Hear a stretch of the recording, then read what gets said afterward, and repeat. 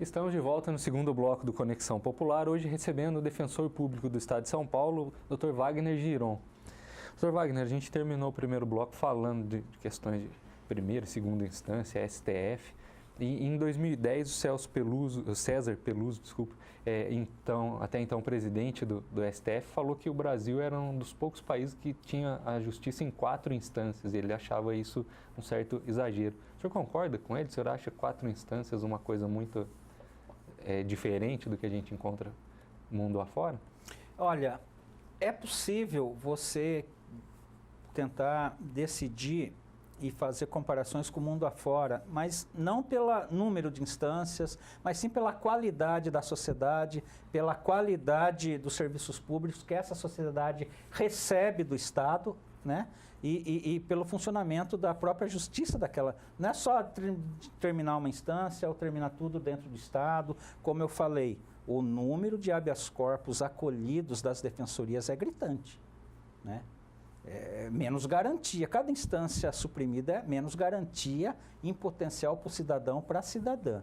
O que eu acho que tem que nós pensarmos é em radicalizar a democracia, em todos os sentidos. Não só no fortalecimento, na qualificação, investimento maciço para aumentar a qualidade da educação fundamental, desde as creches, né, do ensino fundamental ao curso superior, ampliarmos o acesso às universidades públicas que disparadamente são as melhores e tal de formação no Brasil, mas principalmente baratearmos e democratizarmos o acesso de todos os cidadãos ao sistema de justiça.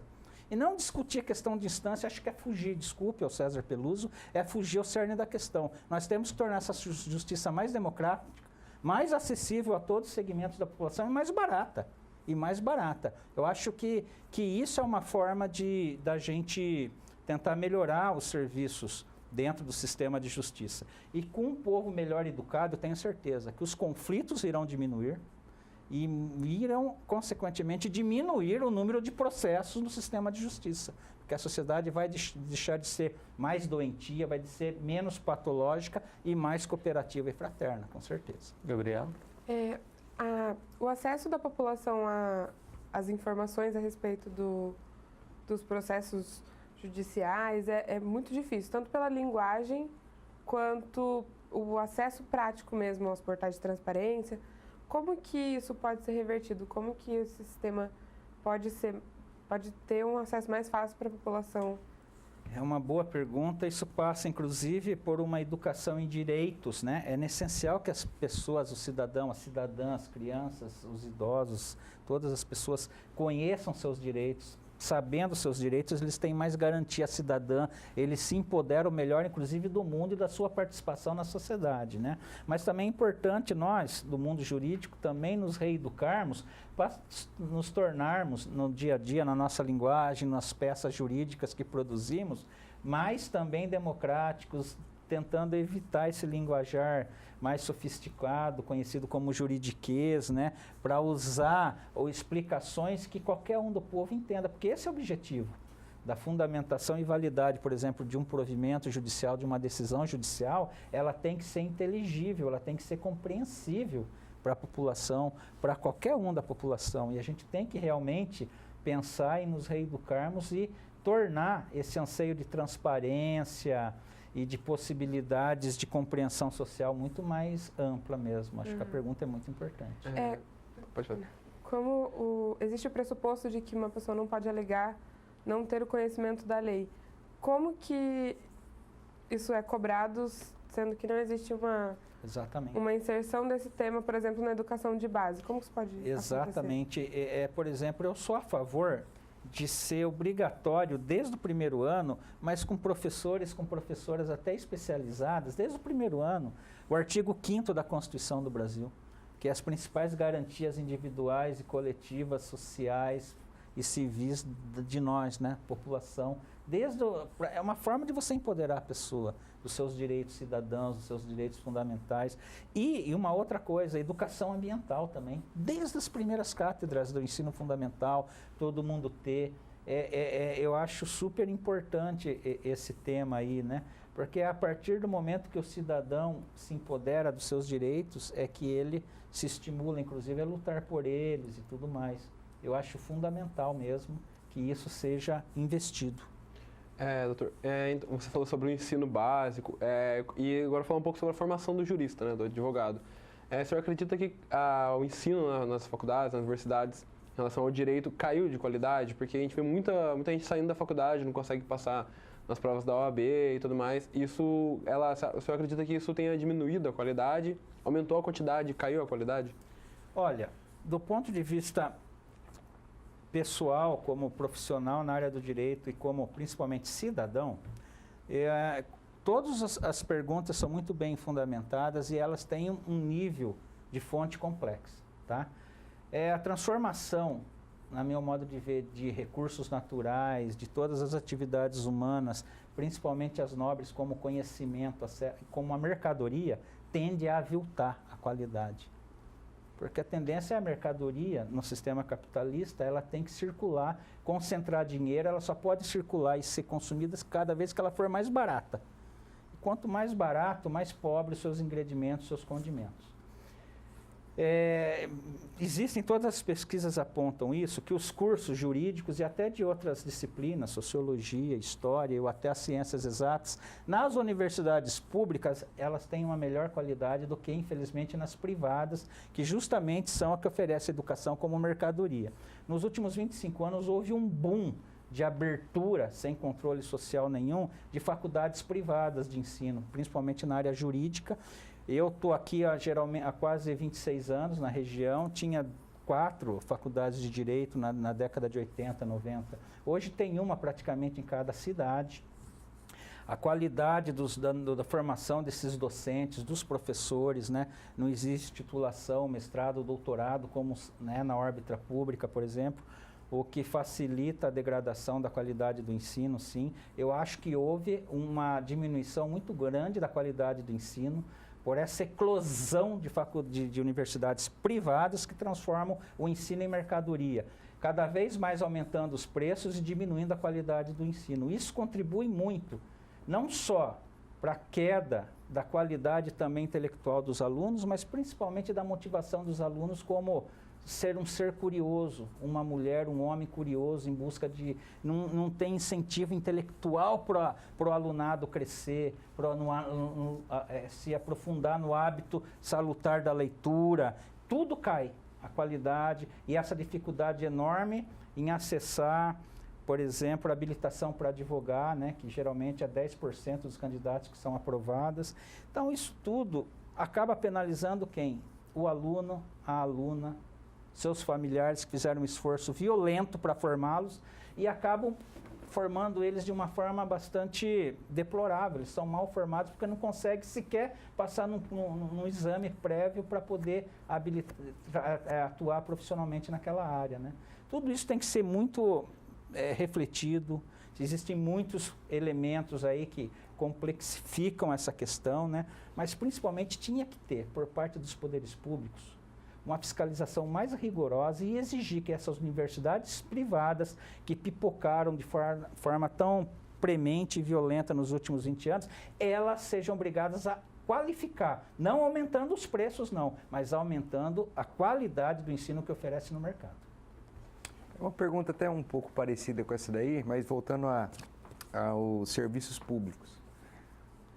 O Brasil é a sétima ou oitava economia do mundo, acho que o PIB de quase 4 trilhões, e tem pesquisa que fala que quase 42% desse PIB é de taxa tributária e um serviço público extremamente precário. E às vezes quando exige-se mais do poder público, já fala, não pode porque vai ter que aumentar imposto ou vai ter que fazer um corte no orçamento de determinada, tirar de outro lugar, de outra rubrica orçamentária. O que é possível fazer para que essa quantidade de dinheiro que o governo, principalmente o governo federal, arrecada, para melhorar esse sistema? O senhor, uma coisa que nunca é discutida é um novo pacto federativo, autonomia dos municípios e do estado onde o povo mora em relação a essa arrecadação de todo o recurso. A federação, no caso, seria para dar a condição mínima aos municípios que realmente não têm arrecadação para o básico. Só que, ao mesmo tempo, Brasília concentra todo esse poder econômico do povo que é tirado das cidades, que muitas vezes estão muito longe de Brasília. Eu não acho que tem que passar por alguma discussão diferente do que tem aí hoje? Sem dúvida. As perguntas são muito qualificadas, viu? E são muito complexas. Volto a repetir na questão da... Ela abarca várias facetas no meu modo de ver, né? Primeiramente, eu tenho convicção como cidadão que não existe problema orçamentário no Brasil. O que existe é uma péssima gestão política do enorme orçamento que a sociedade gera aqui nesse país, como você já 4 trilhões do PIB, né? O que existe é uma falta de vontade política violenta, principalmente da maior parte da classe dos administradores públicos, das instituições, em respeitar o povo, o homem ou a mulher, a criança brasileira. Como se respeita, por exemplo, o povo dentro da Suécia, da Suíça, da Finlândia, da Noruega, do Canadá. É possível, sim, existem países com sociedade menos hipócrita e menos injusta como essa, né? Se nós obrigássemos todos os filhos dos políticos, administradores, parlamentares brasileiros em todas as esferas usarem obrigatoriamente escola pública, saúde pública, ou seja, fizermos uma obrigação de igualitarismo com a nossa condição, tenho certeza que melhorava isso em 2, 3 meses.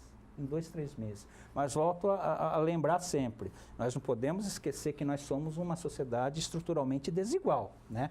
E uma das desigualdades está nesse sistema de gerenciamento desse orçamento grandioso que nós temos. Porque, não sei se vocês sabem, que essa questão de crise fiscal, demonização do setor público, demonização do servidor público para tentar justificar a extinção por esse governo atual oligárquico e ilegítimo que aí está, né, de extinção do sistema previdenciário, dos direitos trabalhistas, essa questão de austeridade fiscal nada mais é do que, dentro do orçamento brasileiro, do orçamento da União, por exemplo, 53% é destinado ao pagamento da dívida pública, do sistema da dívida pública, que serve para fomentar meia dúzia de bancos privados, 36 bancos estrangeiros e 1% da população que detém títulos das dívidas públicas através dessas pirâmides do sistema rentista financeiro, que se transformou essa coisa obscura, que enriquece 1%, transferindo mais de 1,5 trilhão por ano de tudo que a sociedade com esforço brutal arrecada para eles, e o resto é aplicado nos serviços sociais, por exemplo, de 53%, ou seja, mais de 1 trilhão de pagamento de juros de dívida pública mal explicada todo ano pelo governo federal, você destina no que sobra menos de 1% para habitação, num país de 48 milhões de déficit habitacional, menos de 6% para a educação e para a saúde. Quer dizer, é ridícula a questão de prioridade. Essa gestão mais cidadã, mais democrática e justa dos recursos públicos, que eu volto a repetir, são abundantes no Brasil. Você mesmo afirmou que é a 7ª, 8ª economia mundial, mas em termos de desigualdade é uma das piores do mapa da ONU, né? É uma disparidade. Só vamos conseguir quando a população crescer em termos de consciência cidadã, consciência democrática, ter noção de que existe esse verdadeiro crime lesa pátria do sistema da dívida pública, que nos obriga a sermos austeros, a perdermos direitos enquanto homens, cidadãos trabalhistas, para pagar agiotas nacionais e internacionais, para dar lucros estratosféricos para o banco. Enquanto não criarmos essa consciência e exigirmos de todo candidato, de toda candidata a cargo eletivo, que faça uma auditoria dessa dívida, inclusive, porque o artigo 26 das disposições transitórias da Constituição obriga a uma auditoria cidadã que nunca foi feita em 30 anos de Constituição, né? Para a gente passar limpo essa dívida, que todo ano é um sacrifício violento, é um empobrecimento social, uma destruição de direitos conquistados há séculos de luta, como a Previdência, direitos trabalhistas, para pagar esses agiotas nacionais e internacionais, e essa dívida não diminui, ela só cresce. Isso é um dos nó górdios que responde à pergunta: por que nós temos uma arrecadação tão brutal e serviços fundamentais como educação e saúde tão péssimos na sociedade. É tudo isso e mais a falta de consciência política para que a sociedade, dentro do ambiente democrático, exija respeito cidadão nesse país. Complexo, né? A gente vai para mais um intervalo e daqui a pouco a gente volta no terceiro bloco do Conexão Popular. Não sai daí.